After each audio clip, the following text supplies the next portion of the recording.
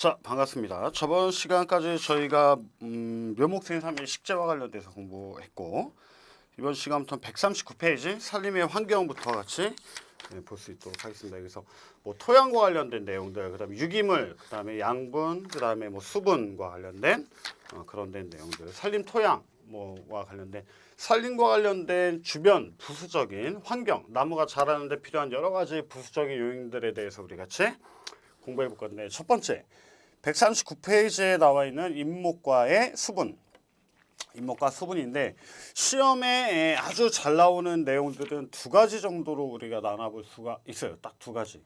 우리가 지금 139, 140, 141 이렇게 산림과 수분과 수분 해가지고 이렇게 나와 있는데 여러분들 꼭 기억해야 될 거 뭐가 있는지 한번 같이 볼게요.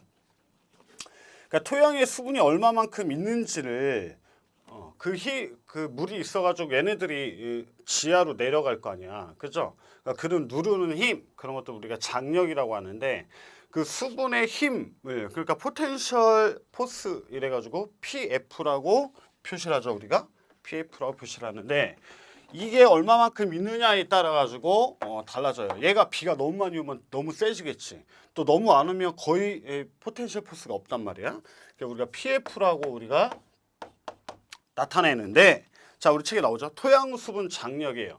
토양 수분 장력은 보기에 시험 문제에 수분이 토양에 의해서 어느 정도 힘을 흡착 보유하고 있는가를 표시하기 위한 단위가 표시한 게 뭐냐? 정답은 수분, 토양 수분 장력인데 이건 좀 아주 쉬운 문제고 많이 나오지는 않지만 알고 계셔야 돼요. PF가 뭔지는 알아야지.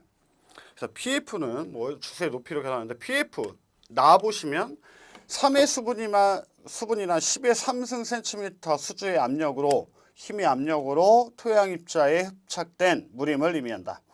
1기압은 PF3이다라는 거는 그냥 기억을 해두시면 좋겠고, 최대 용수량, 토양의 모든 공급에 물이 꽉 찬 상태의 수분 함량, 최대의 물이 들어가 있는 거예요, 그죠? 그렇게 되면 어떻게 되냐? 위로 올라오겠지.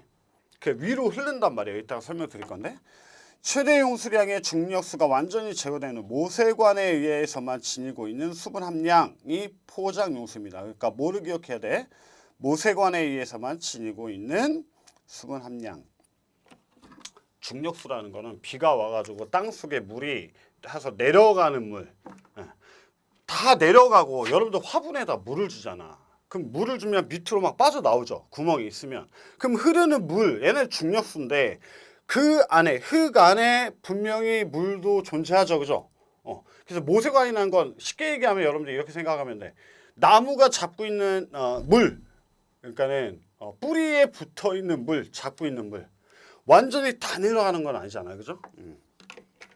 위조점과 위조개수, 수분 장력이 커서 식물이 흡수하지 못하고 영구히 시들어버리는 점. 이때의 수분 함량을 위조개수라고 한다. 그래서 4.2 15기압이라고 이렇게 나와 있는데 한번 읽어보시면 되시고, 흡습개수, 흡습수의 함량, 즉 마른 토양의 수분 함량을 흡습개수라고 하고, 수분 당량이 나오는데 물로 포화시킨 토양에 1000배의 상당의 원심력을 작용시킬 때 또 토양 중에 남아있는 수분이 수분 당량이라고 하는데, 중요도는 좀 낮지만 보기가 뭐 토양 수분력, 최대 용수량, 포장 용수량, 위조점, 흡수가스, 뭐 수분 당량 해가지고 설명을 해놓고 고르는 문제는 나올 수가 있어요. 근데 그렇게 중요한 문제는 아닌데 그래도 나올 수 있으니까 뭐가 중요하지만 좀 보면 되시겠고, 중요한 게 밑에 나와. 유효 수분과 무효 수분인데 제가 첫 번째 두 가지 중요하다고 했는데 첫 번째가 유효 수분이에요. 그러니까 나무의 유효한 수분. 그래서 수목이 토양 중에 흡수 이용되는 물을 유효 수분이라고 하는데, 수목이 생장할 수 있는 토양의 유효 수분은 포장 용수량부터 위조점까지의 범위이며 밑줄 별표 PF 얼마? 2.7에서 4.2. 얘가 정답이야. 식물이 사용할 수 있는 유효 수분으로 오른 것은 뭐냐? PF 2.7에서 4.2. 별표 100말씀을 두 개 놓으시고 여러분들 외우시면 되시겠다. 수목생육에 가장 알맞은 최적 함수량은 대개 최대 용수량이 60에서 80%이다. 4번 유효수분은 토양 입자가 작을수록 많아진다. 왜? 공극이 굉장히 그러니까는 굵은 입자가 있게 되면 굵은 입자가 있으면 물이 오면은 공극이 크기 때문에 팍팍 빠져나가는데 알갱이가 되게 작은 게 많아요. 그러면 물도 천천히 내려오고 여기에 남아있는 물의 양도 많아지겠죠. 그죠? 이해되죠? 포장용 수량 이상의 토양 수분은 과습을 유발하고 영구 유조점 이하의 토양 수분은 수목이 이용할 수 없고 무효 수분은 영구 유조점에서 토양이 보유되어 있는 수분으로 고등식물의 생육과 미생물의 활동에 이상적인 수분이 되지 못하기 때문에 나무가 사용할 수 없는 수분이야. 자, 유효 수분은 얼마라고? pH 2.7에서 4.2 별표 놓으시고 외울 수 있도록 하시면 좋겠고, 그 다음에 중요한 게 그 밑에 나와요. 수분의 토양 수분의 분류 별표 100만22개. 시험 문제 내기에도 아주 딱 좋겠죠. 그죠? 네 가지잖아. 결합수, 흡수수, 모관수, 중력수 이렇게 나오는데 여러분들이 알아야 될 거 먼저 두 가지를 종류를 먼저 얘기할게. 제일 중요한 거는 보기가 1번 결합수, 2번 흡수수, 3번 모관수, 4번 중력수 이렇게 나오고 설명을 해놓은 다음에 뭐를 골라라 딱 이렇게 나오는데 제일 시험에 많이 나오는 게 3번의 모관수예요. 모관수. 모관수 혹은 모세관수라고 그래. 모세관수. 모관수 혹은 모세관수. 왜 중요하냐면 이 네 가지 분류는 하늘에서 비가 왔을 때 나무가 자라는 토양에 물이 어떤 형태로 어디에 어떻게 있느냐에 대한 종류에 따라서 결합수, 흡수수, 모관수, 중력수 이렇게 나눠지는 건데 그 중에 이 나무가 이용할 수 있는 유효 수분은 그 중에서도 모관수 3번 그죠? 혹은 모세관수라고 해요. 같은 말이에요. 그죠? 그렇기 때문에 제일 중요해. 그러니까 유효 수분은 PF 2.7에서 4점인데 토양 수분의 종류 중에 나무가 이용할 수 있는 유효 수분이 뭐냐? 정답은 모관수 혹은 모세관수라는 거예요. 자, 첫 번째.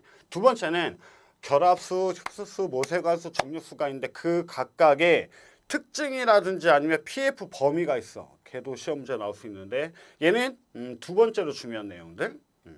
오케이? 첫 번째는 뭐야? 정답이 모관수 혹은 모세관수라는 거야. 자, 먼저 하나씩 봅시다. 결합수. 토양의 고체 분자를 구성하는 PF 7.0 이상의 수분으로 밑줄. 20개는 흡수되지 않으나 화합물의 성질에 영향을 준다. 그러니까 이 물은 결합수는 쉽게 얘기하면 나무가 먹지 못하는데 우리가 비료를 준다거나 뭐 약을 쳤을 때 이 약을 어떻게 물에 물과 섞이게, 그래서 결합수야. 섞이게 돼가지고 어떤 땅에 전반적인 영향을 주는, 나무가 빨아먹는 물은 아니다라는 거 별표. 그죠? 두 번째, 흡수수. 토양이 공기 중에 수분을 흡수하여 토양 알갱이의 표면에 응축시킨 수분으로 토양 알갱이와 매우 굳게 부착되어 수목의 근압으로 이용될 수가 없다. 그러니까 이건 굉장히 미세한데 이런 경우 있잖아요. 대기 중 습도가 높게 되면 땅이 이렇게 촉촉히 젖어 있는 것 같지, 그죠? 그런 물, 걔는 흡수수라 그래. 토양이 대기 중에 있는 수분을 빨아들여 가지고 젖어지는 거, 그거를 나무는 이용할 수 없다니까. 밑에 뿌리에 접촉이 되거나 그러지 않기 때문에 그렇게 이해시키면 좋겠어요. 오케이? 공기 중에 있는 거를 토양에 빨아들인 거, 빨아들인다기 좀 뭐하지만 거기가 말랐으니까 젖는 거겠지, 그죠? 세 번째, 아주 작은 모세관의 모관력에 의하여 유지되는 수분으로 표면 장력에 의하여 흡수 유지되며 밑줄 수목의 수분대사 작용에 가장 유효하게 사용된다. 그러니까 실제로 나무가 빨아들이는 물, 먹는 물, 모세관수, 모관수. 여러분들 뭘 먹어? 물, 뭐 삼다수 먹어요? 뭐 아무튼 뭘 먹을 거 아니야. 수돗물은 못 먹잖아. 예를 들면 아니면 하천물 못 먹잖아. 그죠? 먹는 물이다. 별표 100만. 네 번째, 중력수. 토양 공급을 모두 채우고 자체의 중력에 의하여 이동되는 수분은 중력이다. 비가 막 오면 땅에 이렇게 밑에부터 차여가지고 올라가면 막 이동하잖아. 경사면을 따라가지고. 여러분들 지금 뭐 태풍이 온다고 하는데 쏠라? 우리가 나중에 여러분들도 알아야 되는데 뭐 기능사도 당연히 알아야 돼. 산이 이렇게 있잖아요. 그죠? 여기에 막 비가 온단 말이야. 근데 우리는 밑에 뭐가 있냐면 안반이 있어요. 이렇게 안반이. 그러면 비가 오게 되면 물이 일로 들어가서 어떻게 돼? 요게 가득 찬단 말이에요. 그죠? 차고 남으면은 물이 밑으로 내려가요. 혹은 지하수로 빨려 들어가거나 구멍이 있으면. 그러면서 물이 이렇게 차갖고 올라가지고 더 이상 물이 내려도 들어갈 수가 없을 때는 위로 흐르게 돼. 그러면서 이 흙을 같이 갖고 내려가는 거야. 요 안반과 흙 사이를 경계로 밑으로 내려가. 그게 산사태예요. 우리가 나중에 배우게 산사태. 뭐 산붕, 풍락 이런 원인이거든. 그러니까 물이 이렇게 이동하는 이런 것들을 우리가 중력수. 얘네들은 왜? 중력에 의해 가지고 움직이기 때문에 중력수라고 우리가 부른다는 얘기 아셨죠? 그렇게 이해를 하시면 좋겠다. 그리고 중요한 게 뭐야? 모관수. 나무의 가장 유효한 수분이고 모세관 나무의 뿌리에 있는 모세관에 의하여 흘러가지 않고 잡고 있는 물로 나무의 가장 유효한 수분이다. 모관수 혹은 모세관수라고 우리가 합니다. 대표. 수분의 흡수. 뿌리의 선단부는 뿌리 골무, 생장점, 신장부, 근모부 등으로 나눠지며 근모부에서 수분의 흡수가 가장 왕성하게 이루어진다. 밑줄. 근모부 별표. 뿌리를 이렇게 그려보면 이렇게 뿌리가 있다라고 하면 생장점은 여기 있어. 끝에. 일로 자라. 뿌리 골무는 요만큼이 뿌리 골무예요. 그리고 근모. 우리가 근모부라는 거는 뭐냐면 하나의 뿌리를 굉장히 확대한 거야. 여기에 근모가 있어, 얘네들. 얘는 그냥 잔뿌리야, 잔뿌리, 빨간색은. 근데 크게 확대한 거지. 여기로 물을 막 빨아들인단 말이야. 이 파란색, 근모부로 별표.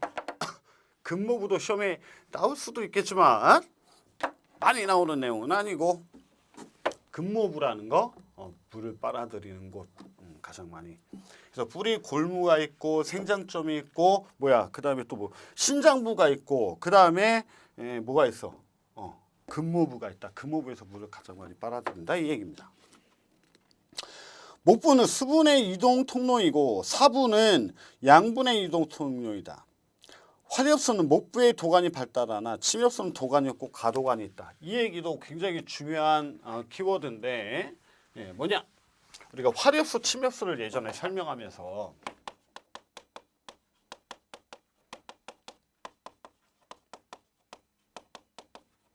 스마트한 애들이 뭐라고? 화렵수지. 그리고 되게 모자라잖아, 나자나무가 침엽수잖아요. 그죠? 이 두 가지로 나눠져. 근데 얘네들은 물을 빨아들이는 게 굉장히 틀려요. 화렵수 같은 경우는 당분도 많이 필요하고 물도 막 많이 필요하다고 그랬잖아. 그래서 몸통 안에 물도 많고 당분도 많고 막 이래. 화렵수는. 그러니까 물을 막 많이 빨아들여야 돼. 그래서 우리가 나무는 영양분을 흡수하는 것을 우리가 체관이라고 그래.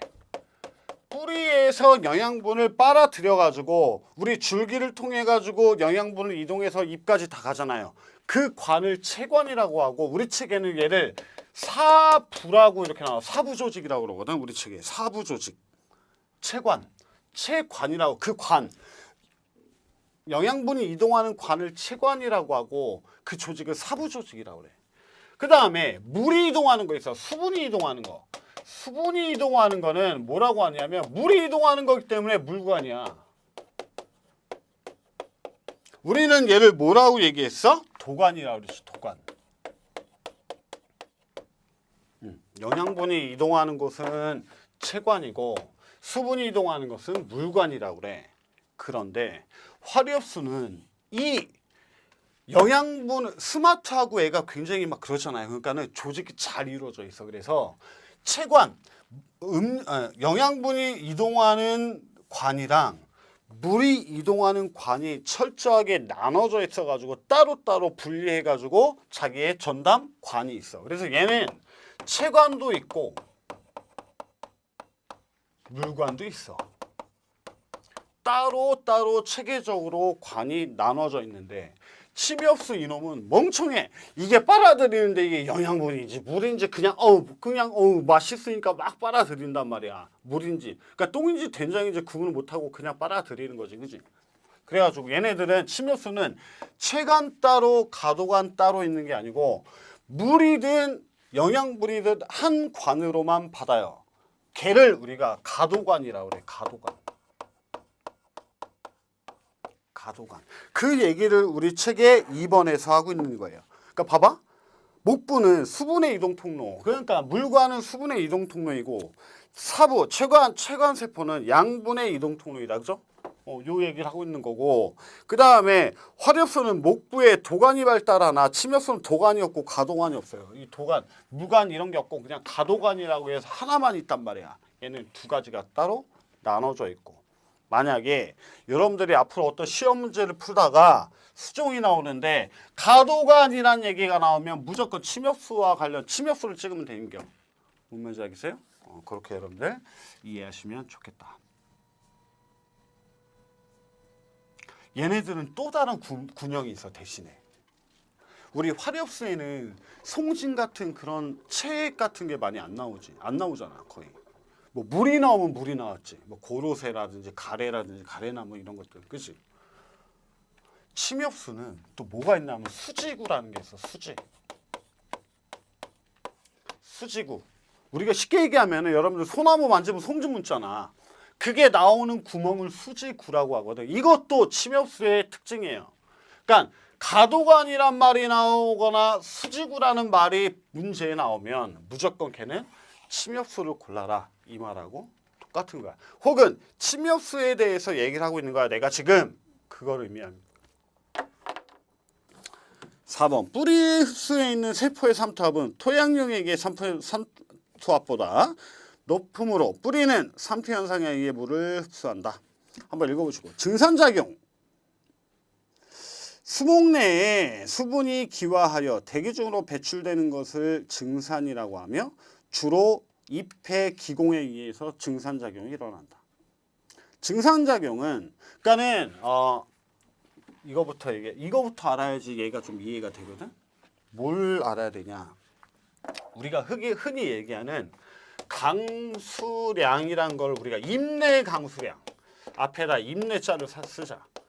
산림 내의 강수량은 세 가지를 합했을 때에 나와. 첫 번째는 비가 왔을 때야. 그 비 온 양이잖아요. 그 양을 어떻게 따지냐면 첫 번째 하늘에서 비가 와가지고 비가 와서 빠져나가는 양. 어디로? 강으로, 하천으로, 바다로. 그치? 그 빠져나가는 양 우리가 유출량이라고 그래. 더하기 두 번째는 임내강수량. 얘 더하기 뭐냐면 증발량이야. 증발은 하늘로 공기 중으로 떠나가는 거지. 근데 중요한 거는 토양으로부터 수분이 가는 걸 증발한다고 그래. 증발. 그죠? 또 한 가지 같이 나무가 있잖아요. 나무에서 기공을 통해 잎의 기공을 통해 가지고 공기 중으로 빨려 나간 물, 걔를 우리가 증산량이라고 하거든. 이 작용이 증산작용인 거야. 이 증산작용이란 거는 나뭇잎의 기공, 여러분들 기공을 통해 가지고 나무도 기공이 있어요. 그래서 밤에는 호흡을 하고 낮에는 광합성, 그죠? 동화작용, 그죠? 이산화탄소를 먹고 산소를 내뿜고 밤에는 산소를 먹고 이산화탄소를 내뿜단 말이에요. 그죠? 기공을 통해 가지고 호흡을 한다 있고 그렇다고 해가지고 밤에 가면은 나무들이 죄다 이산화탄소를 내뿜다 그래가지고 밤에 산에 가면 안 된다라고도 하는 설이 있는데 극히 미량이야. 여러분들이 전체 산림에서 나무가 1000그루가 있으면 걔네들이 내뿜는 이산화탄소는 여러분들이 호흡할 때 한번 이산화탄소를 내뿜는 것보다 더 작아. 굉장히 미세하다고. 뭔 말인지 알겠어요? 여러분들이 산에 이산화탄소를 더 많이 주는 거예요. 어떻게 보면. 오케이? 그렇게 이해하시면 될 것 같아요. 아무튼 증산작용이란 말이야. 요 세 가지도 여러분들 아마 좀 써놓으시면 앞으로 뼈가 되고 살이 될 것이다. 증산작용은 잎의 기공에서 날아가는 거다. 얘는 햇빛이 강할수록 습도는 낮을수록 온도는 높을수록 기공의 개폐가 빈번하게 될 수 있도록 기공이 크고 밀도가 적을수록 어느 범위까지 연면이 증가할수록 왕성하다. 당연한 말들을 하고 있네요. 그죠? 그 정도 보시면 될 것 같아요. 그죠? 증산작용이 뭔지만 이해하면 돼. 20개 요구량, 물을 얼마만큼 요구하느냐. 건물 1g을 생산하는데 소요되는 수분량을 그 수목의 요수량이라고, 물을 요구하는 양이라고 하는데, 뭐 비교적 3번 보시면 비교적 높은 토양 습도를 요구하는 거는 거의 대부분 다 뭐 화력수가 많을 거예요. 참나무, 가뭄비도 좀, 가뭄비는 음침하고 막 이런 음수들 있잖아요. 여러분들 왜 영화 같은 데 보면 나무는 잎은 없고 나무가 이렇게 서 있는데 막 눈이 쌓여 있고 막 음침하고 이런데 거의 대부분 이런 나무들은 뭐 가뭄비나무 혹은 전나무, 그 전나무 트리하는 거잖아요. 그죠? 뭐 그런 나무들, 삼나무 뭐 이런 것들, 물을 좀 많이 필요한 거. 삼나무랑 여러분들 편백나무 있잖아요. 그죠? 얘네들은 수분이 엄청 많은 데 살아요. 그래서 얘네들은 보면은 수분, 공중 습도가 높은데 잘 살고 땅에 수분이 항상 많아야지 잘 살기 때문에 이 수간에 이끼가 껴있는 경우도 많아요. 그죠? 공중 습도가 높은 곳에. 물이 많아. 서나무, 버드나무, 미드나무, 양버들 얘네들 다 어디 물이 고여 있는 곳 주변에서 잘 자란 나무들이에요. 그다음에 나구송, 뭐 오리나무 같은 것들을 요소량이 크고, 주로 침엽수, 향나무, 노간주, 자작, 소나무 등 얘네들은 건조한 토양에서 잘 견디는 수종들이다. 거의 대부분 양수가 많아요. 그죠? 페이지를 넘기시면. 그러면 지금 보면 선생님 제일 중요한 게 PF 농도가 나무가 잘 자라기 좋은 게 2.7에서 4.2라는 거, 그 다음에 결합수, 흡수수, 모관수 혹은 모세관수, 그 다음에 중력수, 얘네들은 어떻게 존재하며 어떤 특성을 갖고 있고, 그 다음에 얘네들 중에 가장 중요한 게 뭐야? 나무의 유효수분은 뭐야? 모관수고, 그 다음에 모관수가 PF가 2.7에서 4.5잖아. 그죠? 우리 맞아? 유효수분, 나무가 가장 자라기 좋은 토양 수분 장력이 2.7에서 4.5인데 바로 140페이지에 모관수의 PF 범위를 보면 2.7에서 4.5잖아요. 그죠? 식물의 유효 수분 돼 있죠. 네모칸 해가지고 별표 100말씀 두개 놓으시면 좋겠다.